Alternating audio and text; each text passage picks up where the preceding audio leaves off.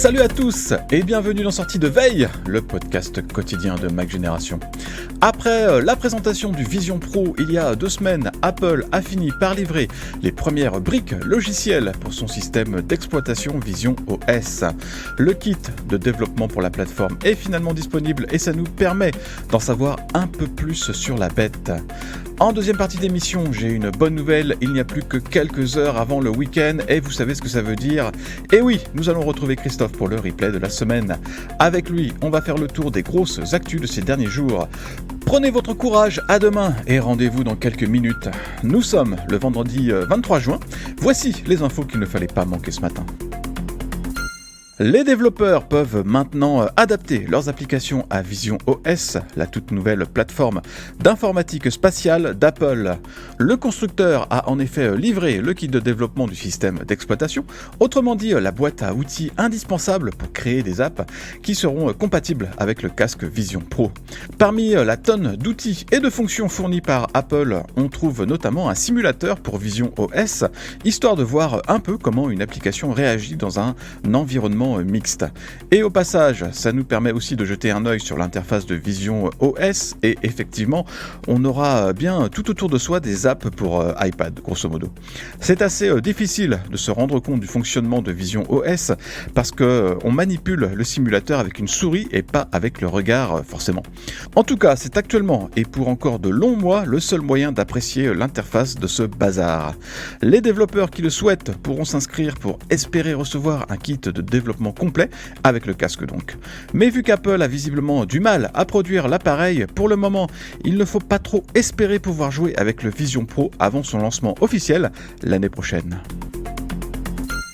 Sans attendre la commercialisation à proprement parler du Vision Pro, les développeurs se sont donc précipités sur le SDK pour voir à quoi ressemblaient leurs applications dans Vision OS. La bonne surprise pour tous ceux qui se sont lancés dans cette aventure, c'est que les versions pour iPad de leurs apps passent telles quelles, sans adaptation particulière. Alors évidemment, mieux vaut quand même compiler l'application iPadOS pour Vision OS. Les apps y gagnent une interface mieux optimisée avec des effets de transparence et tout. Ça rend beaucoup mieux dans le simulateur de Xcode.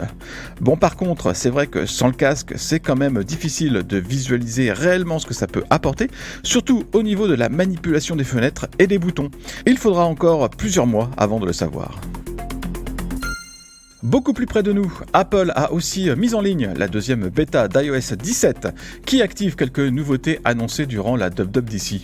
La bonne surprise, c'est le lancement de la fonction NameDrop qui permet de partager une fiche contact entre 2 iPhones très facilement.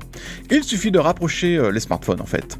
On a testé cette nouveauté qui est très bien fichue et transparente et en plus ça fonctionne aussi avec AirDrop. Là aussi, on peut transférer un fichier d'un iPhone à l'autre en plaçant les 2 appareils à proximité. L'envoi et la réception du document sont automatiques pour peu que les 2 utilisateurs aient chacun leur fiche de contact dans leur carnet d'adresses respectifs. Avec un AirDrop classique, l'expéditeur doit choisir le smartphone de réception et le correspondant doit valider pour recevoir le fichier. Dans un tout autre genre, la deuxième bêta d'iOS 17 intègre aussi, pour de vrai, le fondu enchaîné entre 2 morceaux Apple Music. Le réglage était déjà présent avec la première bêta, mais l'option faisait planter les réglages. On se demande bien pourquoi il a fallu attendre si longtemps pour avoir ça, alors que cette fonction est dispo sur Mac et sur Android depuis toujours. Mais enfin, mieux vaut tard que jamais. Je vous renvoie vers le papier récap de Nicolas pour tout savoir des petites nouveautés de cette nouvelle bêta. Le lancement du MacBook Air 15 pouces, ça a été l'occasion pour Apple de remiser au placard son adaptateur secteur de 67 watts. Il a été remplacé par un modèle de 70 watts. Pour le coup, le constructeur a opté pour la technologie de nitrure de gallium, autrement dit GaN, pour réduire l'encombrement du bloc. Il est effectivement plus compact que son grand frère de 67 watts. Reste à voir ce qu'il donne en termes de performance. D'après le test mené par Charger Lab, le rendement en charge est excellent, il oscille entre 89% et près de 93%.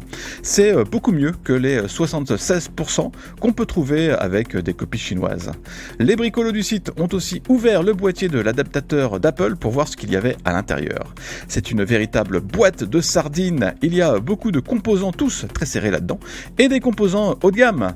En même temps, on n'en attendait pas moins vu le prix de l'accessoire, 65 € quand même.